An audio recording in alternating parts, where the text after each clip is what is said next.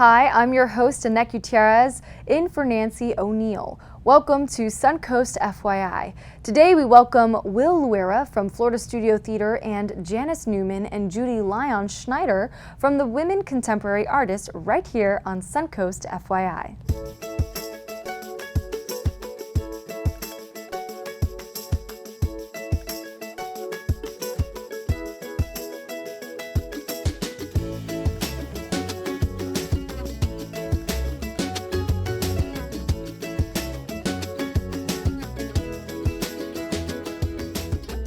Nestled in the heart of downtown, Florida Studio Theater has been a staple in the live performance community of Sarasota since 1973. Here with me now is Will Luera. He's the director of improv at FST, and he's here to share details about their upcoming summer residency. Thank you for joining me. Very happy to be here. Thank you. All right, so talk to me about this summer residency. I understand the Available Cup Holders is an improv group coming to FST in June. And how would you describe them to someone who is not familiar with improv? Sure. So at FST, we do improv year-round. Now, the Available Cup Holders are a little different because they focus on what is called narrative improv, which means that they're going to be telling a story over 90 minutes, right? They'll start at the beginning with some audience's input, and then they'll construct a full story that'll end 90 minutes later. As opposed to like maybe what most of our audiences see will just be a series of improv games, they'll do a full story. Oh, very interesting. Yes. Okay, so you don't know what you're going to come out with at the very end. You don't, right? Exactly. And the great thing is that both shows are very different as well. So if you could come see the Cup Holders on Friday and see a totally different show on Saturday, right? And you're right. You don't know what you're going to get. They'll get some stuff at the beginning, and who knows what's going to happen. Okay. Yeah. And so tell me, why did you guys decide to have them come here to Sarasota? So we had to make the unfortunate call of canceling our summer improv festival. So we've done this every summer, and the last 2 years, well, 2 years ago we did a virtual version, then last year we had to cancel it, and then we had to cancel it again this summer. But we still wanted to give our audiences a taste of what they usually get. And the Available Cup Holders are one of two groups that have been there every single year. And so we're like, okay, well, since we can't do a full festival, why don't we bring back one of the favorites? And our audiences here in Sarasota love the Cup Holders. I mean, their sense of humor, it's off the wall, it's really unpredictable. And these are some of the most experienced improvisers that you'll see around the country. Now they're based both in Austin, Texas, and in LA. So to be able to get them together for a weekend is a very special event. And yeah, our audiences love them. How many people are involved in this group? Normally 5, but one of them has to get married this summer, so we're going to get 4 out of the 5 Available Cup Holders. Well, that's okay. Congrats to them. Yes, exactly. Yeah, very, very happy for them. Okay, and so what can you tell us about the workshops that they will be teaching? Sure. So there's going to be 3 workshops. Now, these are available for anyone. So if you've never done improv, or you have done it, or you're looking to get back into it, these are master instructors that'll work with anybody. And they're all different. One of them will focus on acting skills for improvisation, right? Not just the comedy part, but how do you have a good stage presence, right? Another one is about holding your own up on stage. So every improviser has their own unique voice and their own unique skill set. So this workshop will really focus on honing that. And then the third one, which will be on Sunday, will be more of a rehearsal type of environment. So you get to rehearse with the Available Cup Holders. Okay. Yeah, so it's going to be these 3 workshop opportunities and 2 shows, and that's why it's a residency, right? Because it's unlike other opportunities where we bring a guest in for one show. This is a full weekend with them. That's exciting. And so as far as the dates go, what are those dates? So those dates, we're going to have them in June 3rd and 4th, and we'll have another workshop June 5th. So it's over 3 days. And who can participate? I mean, do I have to be an experienced actor to do this, or can I just come on in? Honestly, anybody, yeah. So if you've never even done it, if this is your first time seeing improv, they're actually a great group to go see, because both shows are going to be very accessible. One of them is going to be a Shakespearean show. Now, even if you have never seen Shakespeare, you're not unsure about Shakespeare, to see improvised Shakespeare is a whole other thing. The second one is an improvised play, right? So we all have an idea of what a play looks like. They're going to completely improvise it. The workshops themselves, as well, purely and very accessible to beginner, intermediate, advanced. Okay, so just break down definition improv. For those who don't know, I have an idea, Yeah. right? I know a little bit. It's like yes and. That's right, yeah. So explain it to the average viewer who's just sitting here. They're like, improv, I still don't understand. So basically it is spontaneous theater. Like that's the simplest way, right? We all know what theater is. Now imagine doing theater without a script or any idea of where you're starting or where you're going. So it is purely, it is spontaneous. And we're coming up with this based on what the audience tells us. So at the top of the show, we might ask you, give us a location or an occupation or a relationship or an object. We don't even know what we're going to ask you, right? We'll ask it, you give us something, and then we build off of it using what you just described as yes and. And all yes and is I am listening to what you are saying, and then I am building off of it, right? So for example, if it's okay, we're gonna do a little scenario. Let's do go. it right now. All right. So for example, let's say that we were at a park. Okay. Let's say that the audience said, "You all are at a park, right?" And then you were to throw out the first line, and all you're doing in that first line is you're telling me what we're doing at the park. So go ahead and tell me in one line what we're doing at the park. I love swinging at the park. That's what I'm doing. I'm going as high as I can to come right back down. Great, excellent. And so then now I hear what you said, right? And then I'm going to yes and that, and I'm going to say yes. And I love doing it with you because it reminds me of how we were kids together growing up in this neighborhood, right? So now we've built a scene together, and now it'll keep going, right? And we're not going to keep going now, but we have an understanding that we grew up together, and we're at a park in the neighborhood where we grew up. And then the scene will just continue from there. And maybe we're friends, or maybe we're siblings, Right. Who knows? Very cool. I Yeah. mean, you just don't know where you're going to end up. We can be in outer space at the end We of this. could be on swings in outer space, on swings on the surface of the moon, right? Yeah, we could be anywhere. That's fine. Yeah. I'm sure anyone who wants to just, I mean, an improv is it's not just, good for actors, right? You can use it in everyday life. I mean, anyone can be scared to do like a public speech thing, and I feel like skills like this, improv, is good to have in your back pocket for just It's life true. in general, It right? is true. I tell all my students, like, we all improvise. Nobody knows what they're going to be going through the day. So working on improvisation for me, like taking an improv class, is like going to the gym. So you're just focusing, you're working on these muscles on how to react in real time. And yeah, my students, some of them are actors, some are comedians. Most of them are folks with 9-to-5 jobs that are looking at how to get better at public speaking, right? How to have conversations with strangers. I have people that just want to get better at being on dates. And that's all. They want to be able to like respond better and listen to the partner that they're on, that they're with. Yeah, don't interrupt. Say yes, and Yeah. let's go into this. Yes, exactly. Okay. Good. See, that's good. Anybody can do it. Exactly. And now, as far as what you guys have to offer, FST, what else do you guys have in store for the summer? So the one thing I like to say about the improv troupe is that we're the only thing at FST. Like, we have a lot of shows that go 2 months, 3 months. We're the only one that run 52 weeks year round. I mean, we're there every weekend putting out a new show, but we do change it up. So over the summer, we have a few specialty shows that we run over the summer. One of them that we're going to do is called the Comedy Lottery, where the audience, literally 15 minutes before the show, the audience will go into a bucket and pull out a bunch of scenarios for us to do, and then that's what we're going to be doing over 90 minutes. Right? So and that's why it's the lottery, because we don't know what's going to come out of the bucket. Right? And then one of my favorite shows, which is coming back after 3 years. I was just doing the math right before we went on air. It's been 3 years since we've done When X Meets Y, the American Revolution. And so it's on 4th of July weekend, and basically it's a musical, but it's a romantic comedy story told as a musical, but it's done during the American Revolution. Interesting. So you might meet like a blacksmith or a cobbler that falls in love with, a soldier or something like that. So it's really, but we don't even know, I don't even know what the details are, because the audience is going to tell us. Okay, Yeah. interesting. Well, I love me some romantic comedy. Oh yeah, it's a lot of fun. Okay, so you guys have a lot coming up, and so for anyone who wants to get involved or come out and get some more information, where can they go? They can go to our website, floridastudiotheater.org, and if you go to the improv section, you'll see everything from our shows to our workshops. You'll get to meet the cast, etc. And coming up, we're going to dive a little bit deeper on this topic of improv and how it can help you in your everyday life. Don't go anywhere.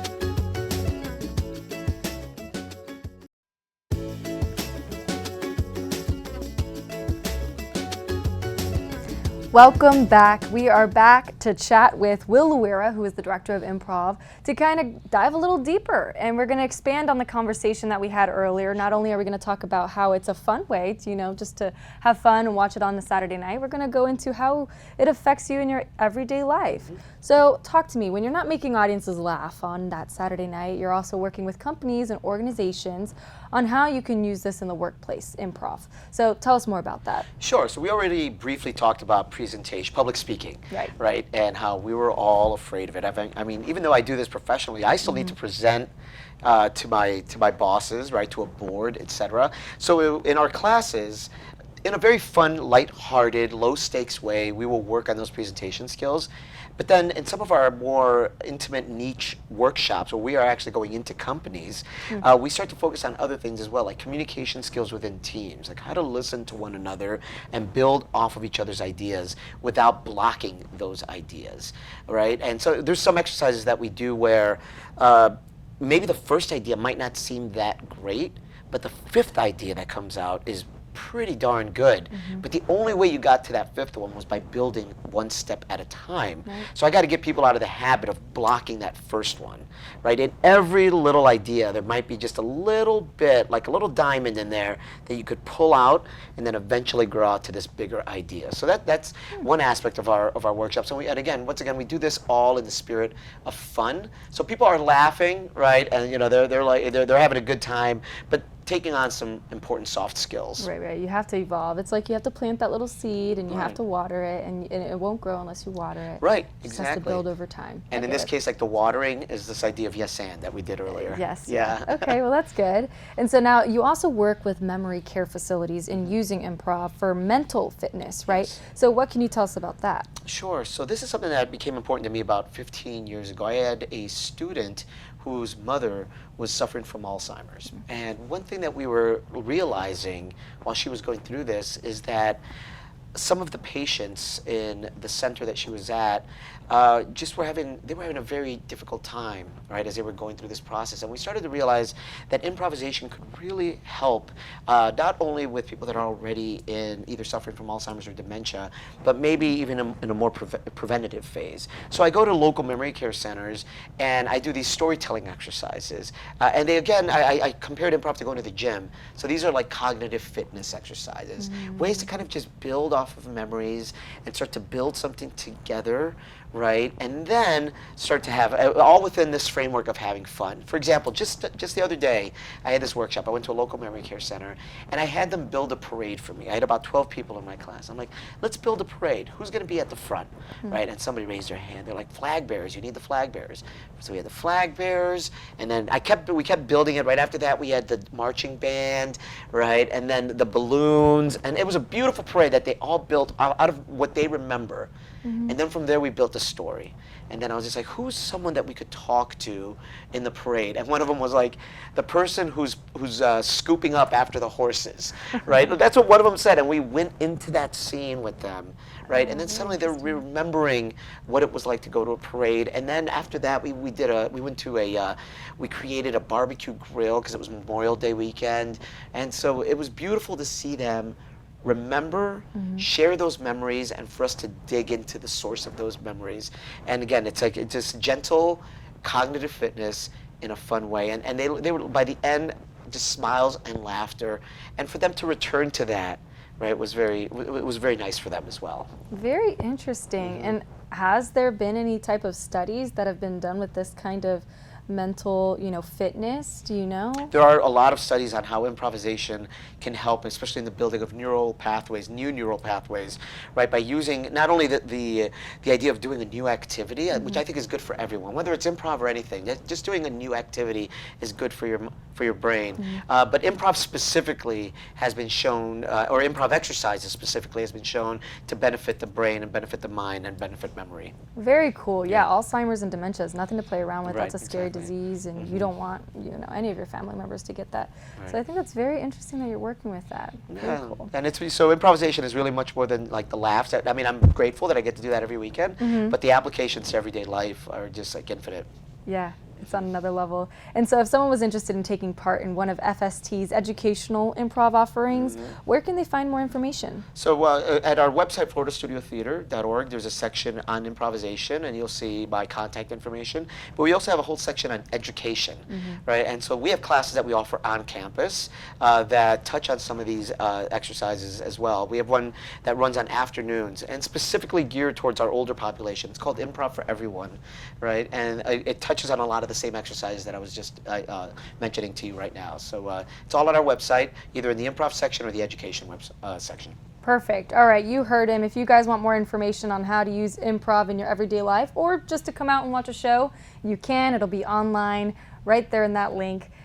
Thank you for joining us on Suncoast FYI to chat a little bit about improv. It was a very interesting topic. Thank you so much.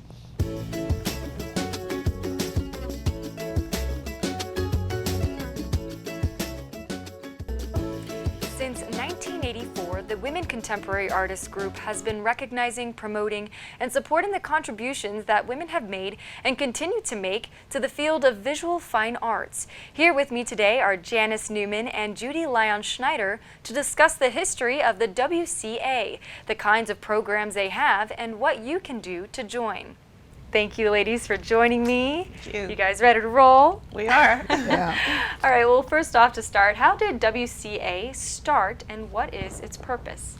Well, WCA started as Women's Caucus for the Arts, which is, I believe, a national organization.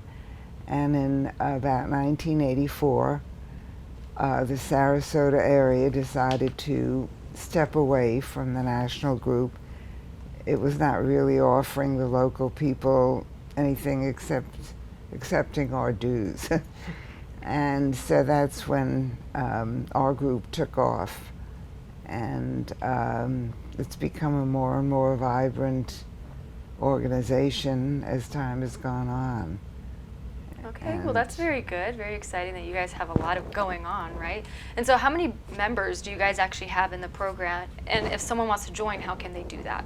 Yeah, we actually had a booming year. We have 135 members. It's a huge women's organization here, and it's constantly evolving. If someone wants to join, they go to our website first, download the application, look at the criteria. They submit 4 images of their artwork, a headshot, and even if they don't know how to photograph their artwork, we have help for that. It's a very welcoming group.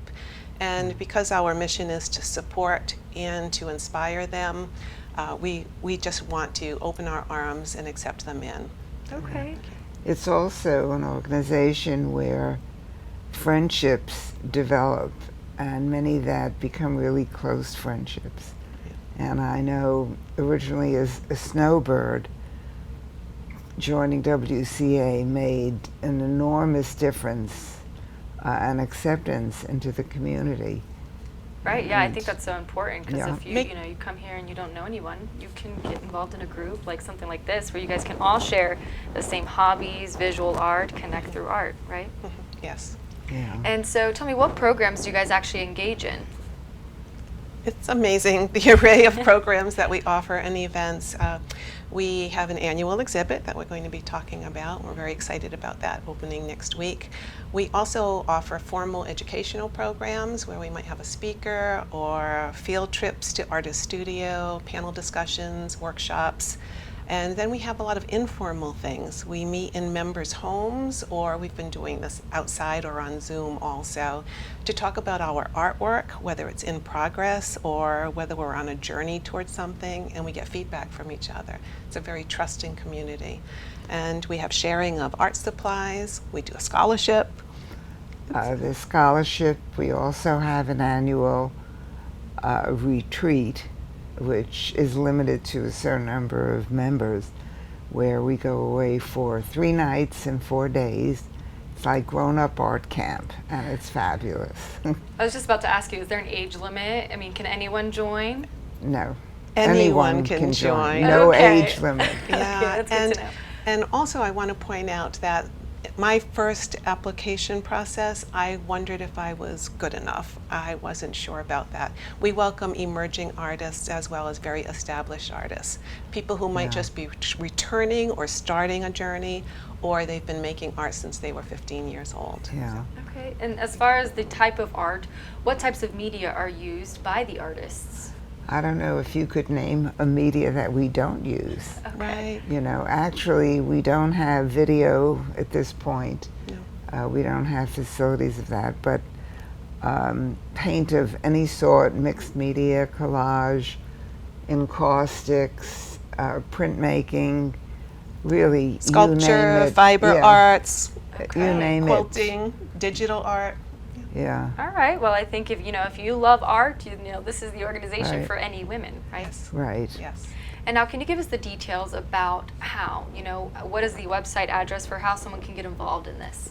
Okay. If you Google women contemporary artists .com, but if you Google women contemporary artists, it will lead you to our website, and it will show members' work, the how-tos, how to join, and so forth, and give all the information that you really might want. Yeah, each member gets a page to display their own artwork. There's a headshot of the member, and there's also a statement of what moves them or inspires them to create. You can learn a lot by that. I like getting lost on the website. Okay. And is there like a specific qualification when they actually go to join? What does that process look like? What does that page look like? It's providing information. It's, as Janice has said, sending images on a thumb drive, or are we doing it? Thumb drive. Only, Yeah. okay. Okay. And there are no special requirements except that you want to participate. Okay. We encourage participation. And can you ladies give us the details about the show that's coming up and more information on how to get involved online? We have a spectacular exhibit coming up at Ringling College. It's in the Lois and David Stolberg Gallery, which is right at the corner of 41 and Martin Luther King Way. It's going to be a phenomenal show. We had receiving day, over 100 entries, and beautiful work of all kinds coming up. That opens next Friday night, June 3rd, and runs for 3 weeks after that. And again, you can get more information at the Ringling College site or on womencontemporaryartists.com. And let me say, the reception that we're having on that Friday is between 5 and 7. Okay. So, Opening night. Yeah. All right. Very good. And anyone can just come out. It doesn't have to be, you don't have to pre-register or anything like that? No. Perfect. We hope you enjoyed the show today, and thank you for joining us on Suncoast FYI. If you would like to promote your nonprofit or community event, we would love to hear from you, and this is a complimentary service. So you can call our producer Adam Huntley at 941-361-4645, or you can email FYI@snnTV.com. And to view previous episodes, you can go to SNNTV.com and click on the What's On tab. I'm Annette Gutierrez, and we'll see you next week on Suncoast FYI.